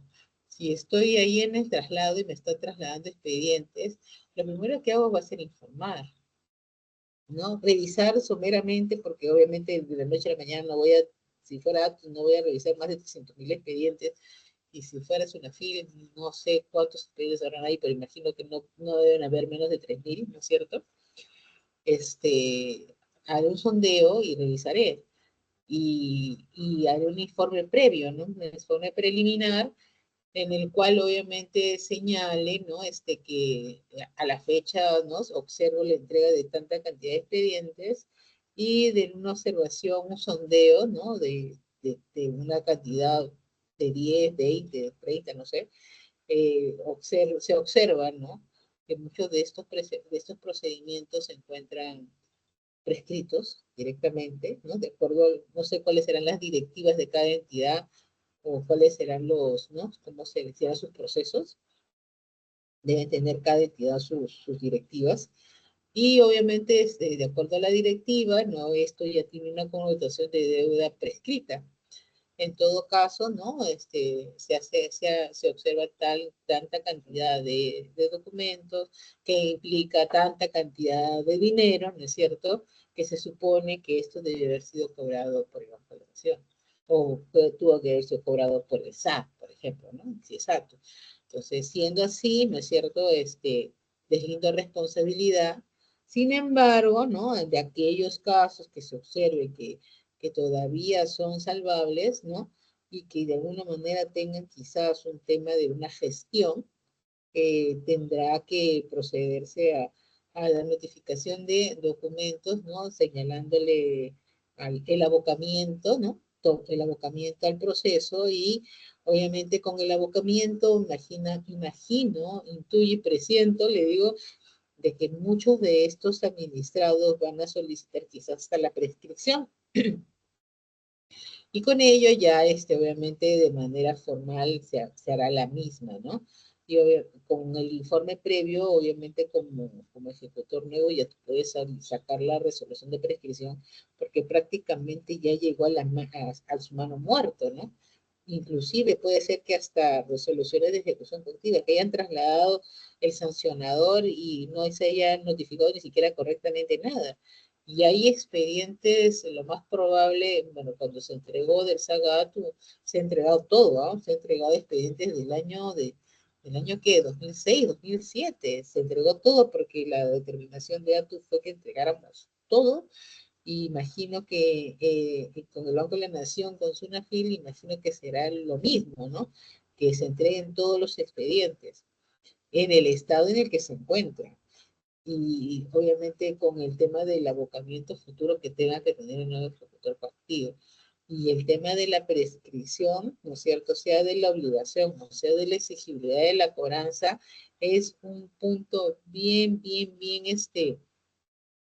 coyuntural en todas las entidades, porque es como que te entregan ¿cómo se llama? Un pagaré en cero, ¿no? Pero un pagaré en cero para cobrar, pero en responsabilidad amplia. Y también, obviamente, existirán repercusiones entre una y otra entidad, ¿no? Y obviamente con sus órganos de control internos correspondientes. Como les digo, lo peor que no se puede hacer es no generar ninguna acción. Y ahora el tema de la prescripción de la exigibilidad de la cobranza, ¿no? Que es el artículo 253, ¿no es cierto? En este caso, como lo estábamos comentando, no es la facultad para exigir por la vía de la ejecución forzosa el pago de las multas impuestas. Dentro de este marco existen tres como supuestos, ¿no? Para la prescripción de la exigibilidad de la cobranza. En este caso señala, si la ley especial no establece un plazo de prescripción, ¿no es cierto? Al igual que en el caso del 252, también se toma el que es más beneficioso porque la ley de procedimiento administrativo está señalando que es 2 años. Si la ley especial establece un plazo de prescripción de la exigibilidad de multa menor al plazo de 2 años, ¿no es cierto? Se aplicará en el año menor. O sea, como les dije, estas modificaciones que realizaron a la ley 2744 en realidad eran proministrado. Este cambio, que no ha habido cambio hasta la fecha, creo, desde el 2016, tenemos una ley que es proadministrado. Si la ley especial, el tercer caso es si la ley especial establece un plazo de prescripción de la exigibilidad de 2 años, ¿no es cierto? No se aplicará un plazo mayor por serle menos favorable. La administrada conforme al artículo 2, debiendo aplicarse, siempre va a tener que aplicarse la norma de los 2 años, ¿no? No se le aplicará el que sea mayor, siempre el que es más favorable. Entonces, ¿y cómo se determina la prescripción de la exigibilidad en los 2 años? Hay que tener en consideración que dentro del marco de lo que es la cobranza coactiva, tenemos plazos que tienen que cumplirse, ¿no? De manera taxativa. Un primer punto es el de los 7 días hábiles, ¿no? La ley de procedimiento de ejecución coactiva señala directamente que una vez que se agota la vía administrativa, se inicia el procedimiento coactivo con la notificación de la resolución de ejecución coactiva que contiene el título de ejecución de la deuda exigible, ¿no? Entonces, y esto, una vez que se notifica, le brinda al obligado, ¿no es cierto?, un plazo de 7 días hábiles para que haga el pago. O sea, ya la ley le está dando 7 días. ¿Qué quiere decir? Que esos 7 días no van a estar considerados dentro del marco que señala no excederme de plazos de 25 días. ¿Correcto? Entonces, siendo esto así, ¿no es cierto? Lo que va a ocurrir es que yo no puedo contabilizar el primer día desde la emisión, desde el día siguiente notificada a la REC. Tengo que contar mi primer día, sería el día 8, después de los 7 días que le da, a partir del día 8. Del día 8 hasta antes de 25 días, tendría que yo generar un acto administrativo que me permita a mí exigir la obligación y cobrarla, ¿no? Eso quiere decir que tengo que, en ese plazo de esos días, que no pueden pasar de 25, a partir del 8º día, que es el primer día, puedo generar una medida de embargo. ¿Correcto? Entonces, con esa medida de embargo, yo me quedo con. Pero, ¿qué pasa si es que me presento una demanda de revisión judicial? ¿Qué señala la norma, no? En la caso de demanda de revisión judicial, lo que señala la norma es de que yo tengo que suspender el procedimiento y se va a quedar suspendido también mi prescripción. El plazo de la prescripción yo no voy a contabilizar. Va a quedar, si pasaron 10 días, ¿no es cierto? Va a quedar en hasta el día 10, y de ahí no voy a poder contabilizar más días de los 2 años, ¿no es cierto? Hasta que no haya la última resolución de sentencia agotando el proceso judicial. Entonces, eso quiere decir que puede implicar 1 año, 2 años, 3 años, ¿verdad? Eso en el caso de revisión judicial. En el caso del contencioso, recordemos que no, el 16,2 señala que existe medida cautelar o exista, ¿cómo se llama? Mandato expreso. Sin embargo, ¿no es cierto? También la ley de procedimiento administrativo señala también inclusive que en el caso de los procesos contenciosos, no aclarando si es solamente revisión judicial o es contencioso que ve el tema de la nulidad. Por lo tanto, dentro de la connotación hay aplicaciones distintas, ¿no? Hay entidades que ven de manera distinta. Hay unos que le dan la suspensión de procedimiento y obviamente cuando culmine el proceso contencioso continúan con la gestión de la cobranza. Y otras entidades, ¿no es cierto?, que también lo que hacen es continuar con las acciones de cobranza, ¿no es cierto?, y obviamente si tienen medida cautelar o tienen mandato expreso, recién lo suspende.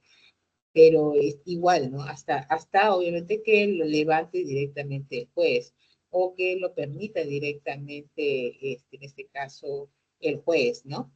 Y con ello, obviamente, eh, repercute en temas de recuperación, ¿no? De estas obligaciones. Porque bien es cierto, en un contencioso me puede durar, un proceso contencioso en la sede jurisdiccional me puede demorar unos 4 o 7, bueno, en mejores de los casos, ¿no? 5 o 6 años, o una revisión judicial me puede demorar inclusive hasta, si se va hasta, bueno, si se va hasta la sala constitucional en su momento, o si se va ahora, ¿no? A la última instancia, me puede demorar inclusive 3, 4 años. Entonces, de esta aplicación, ¿no es cierto?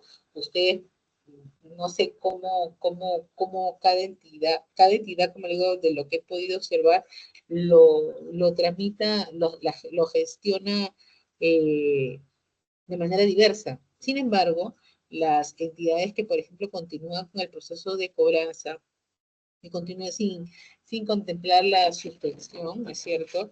Lo que hacen es, obviamente, ellos están incursionando los 25 días, ¿no? Mantienen el tema de los 25 días y puede percibir a los 2 años inmediatamente. Haría mal, obviamente, en continuar las acciones de cobranza si es que esta se reanuda una vez haya agotado o se haya agotado el proceso contencioso administrativo, ¿no? Dado que nunca paralizaron las acciones.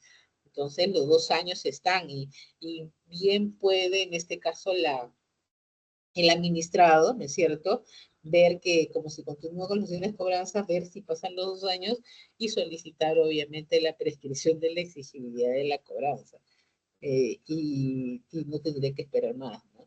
Sin embargo, aquellas entidades que suspenden el proceso por el contencioso y hasta que se agote, ¿no es cierto?, van a tener la posibilidad de incursionar la cobranza posterior a la sentencia.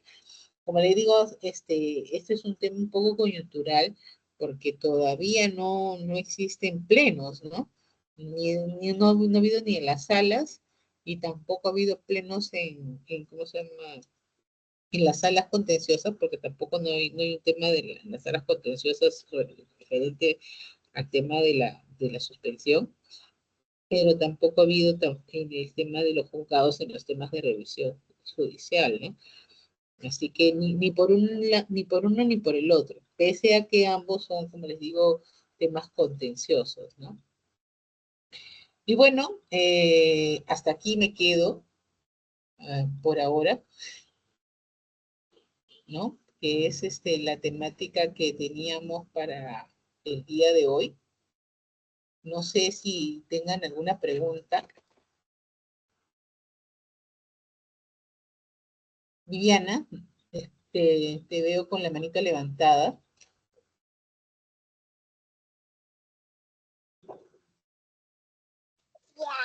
Doctora, muy buenas noches. Es un gusto para mí conocerla.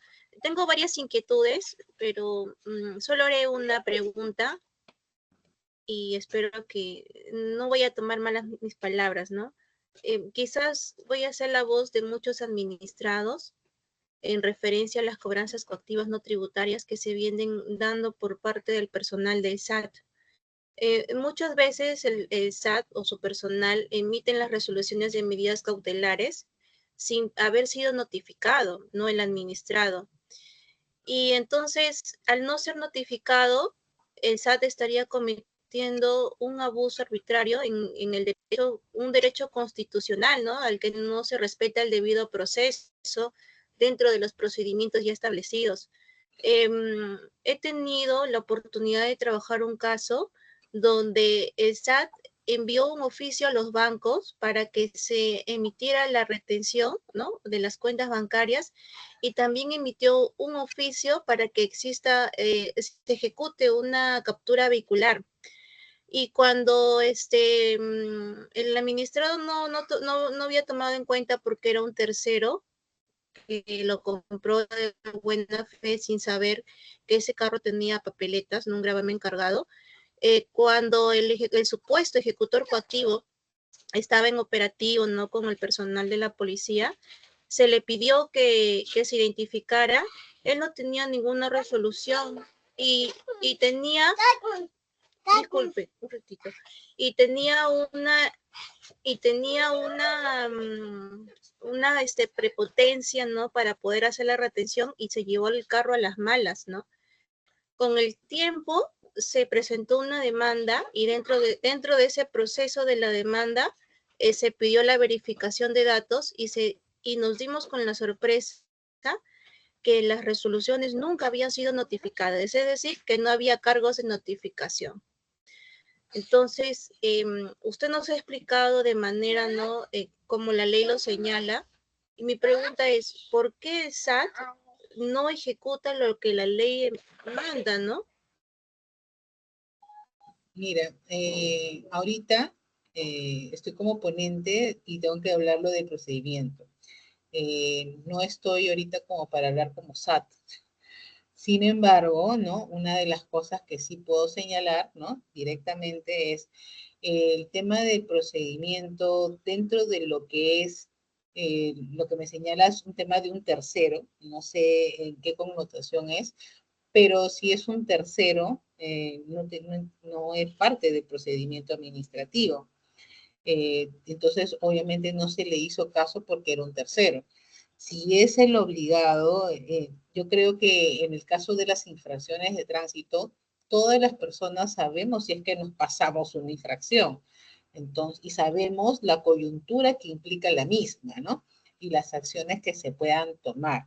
Y tiene las posibilidades, porque si bien es cierto, tú me puedes decir quizás que las notificaciones dentro de la administración, no solamente dentro del SAT, sino toda la administración pública, tercerizamos el tema de las notificaciones, porque recursos obviamente no todas las entidades tienen para quizás para contratar tanto personal para notificar. Sin embargo, ¿no?, existen medios y todos los administrados tienen medios para poder ver el tema de sus infracciones. Porque si bien es cierto, me puede decir que las papeletas o las notificaciones no fueron cursadas de manera correcta, también está el tema que el administrado sí sabía que tenía esa obligación. ¿Y desde cuándo tenía esa obligación? Hasta cuando supuestamente tuvo la medida de embargo. Cuando tuvo la medida de embargo y se le ejecutaron, ¿no es cierto?, recién tomó acción. Entonces, ¿por qué esperar hasta ese punto si ya tenía conocimiento de la obligación? Y más cuando la entidad, en este caso el SAT, no es que lo defienda, pero tiene recursos como tú misma me lo has comentado, la verificación de datos, y tiene otros recursos. Si sabe que es la infracción, tiene el financiamiento de la obligación, tiene la posibilidad de financiar la obligación y hacerle módicas cuotas, porque hasta el financiamiento también es factible, ¿no? Entonces, si bien es cierto, como te digo, que todas las entidades pueden tener falencias, también existe el tema de que quizás los administrados también tienen que ver el otro lado de la connotación, ¿no? Es lo único que te puedo decir por ahora. Espero haber satisfecho algo. Ahí tengo la mano de Elvis, creo que está ahí. No veo su imagen, pero Elvis, puedes hablar. Buenas noches, muchas gracias por permitirme participar. Tengo varias consultas, pero en esta oportunidad solamente voy a hacer una. Por ejemplo, he visto que es una práctica muy recurrente en algunas municipalidades, que la deuda está prescrita.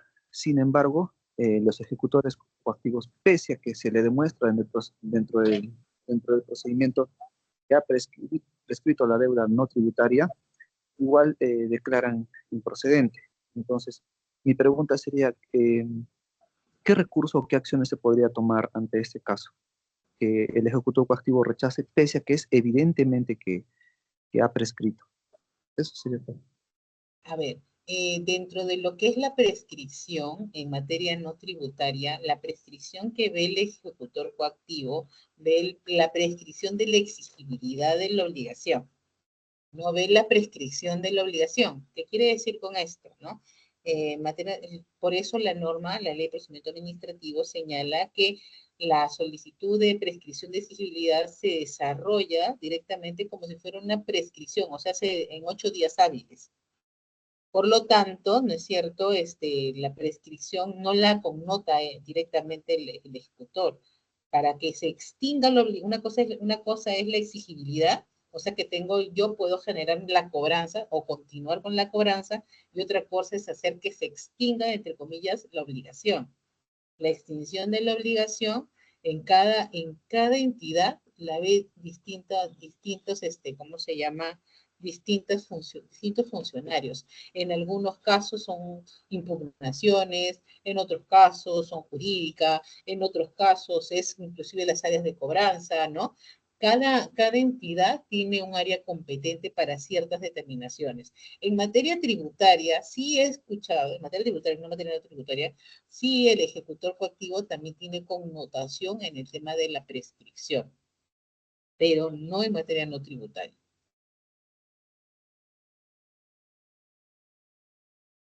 ¿Ok? ¿Alguien más?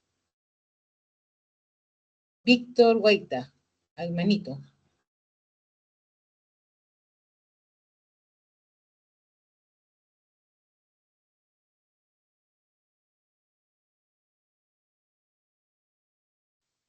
Se escucha, doctora? Ahora sí, te escucho, Víctor. Muy buenas noches. Buenas noches, doctora. Quería hacer una consulta más que todo en el sentido de que cuando, digamos, somos el órgano de ejecutor, ¿no? Y encontramos una prescripción. Yo entiendo que eso tenemos que devolverlo con un documento. ¿Se escucha? No te entendí. ¿Me puedes repetir, por favor? Ya. Mi pregunta es cuando el ejecutor advierte, ¿no? Que hay una prescripción, tiene que remitirlo al órgano sancionador, entiendo yo, ¿no? Y una pregunta más sería, doctora, sobre el tema de la prescripción, ¿no? Creo que en ambos casos usted creo que ha hablado de exigibilidad y de la obligación, ¿no? En Ajá. ambos casos se aplica los 4 años. En sí serían dos preguntas, ¿no? Pero eso No, sería, pues. en el caso, por ejemplo, en el caso de la prescripción de la obligación es de 4 años. Y la prescripción de la exigibilidad de la cobranza, la ley estipula para 2 años. Son dos, una es de 4 y la otra es 2 años. En lo que respecta, si, por ejemplo, en mi caso particular, por ejemplo, normalmente el tema de la prescripción dentro del SAT, que es la entidad que la que yo trabajo, ¿no? Este, la prescripción de la obligación la ve directamente el área de impugnaciones, la gerencia de impugnaciones. ¿Qué hace? Lo que ellos hacen es verificar, ¿no? O me piden información a la ejecutoría si es que existen requerimientos, por ejemplo, en materia tributaria, ¿no?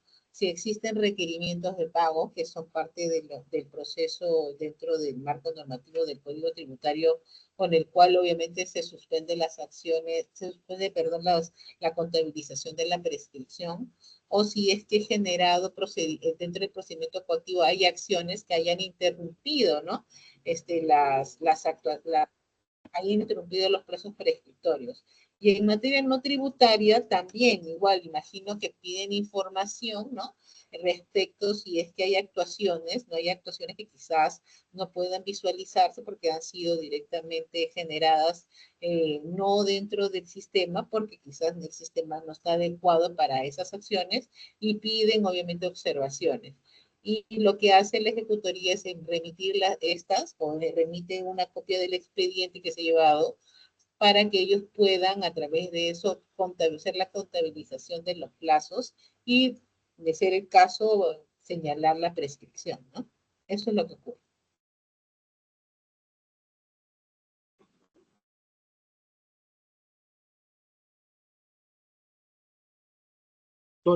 Doctora, Sí, te escucho. todo, escucha, doctora, ¿no? ¿Me escuchó? ¿Sí? Doctora, bueno, en sí sería, yo entiendo de que, sí, lo escucho, doctora. Yo entiendo de que, digamos, en materia no tributaria, ¿no? Lo que es las de tránsito, entiendo de que si existen las normas de tránsito establecidas los 4 años, tendríamos que aplicar los 4 años, ¿no? Ahora, Sí. lo que es la exigibilidad, eso se aplicaría, se entiende que es cuando existe una resolución de sanción, o ¿se entiende de eso? ¿De esa forma se entiende, doctor? No, lo que es la prescripción de la obligación, ¿no es cierto? Es justamente la primera parte, más bien. La de obligación es la primera parte, que llegue justo a la resolución de sanción y toda la parte del procedimiento administrativo general. La parte de la prescripción de la exigibilidad es la parte cuando llega el procedimiento coactivo, más bien. Son 2 años que pueden hacerse ejecución. Ah, ya, o sea, 2 años que tengo para ejecutar, como ejecutor. Así es, correcto.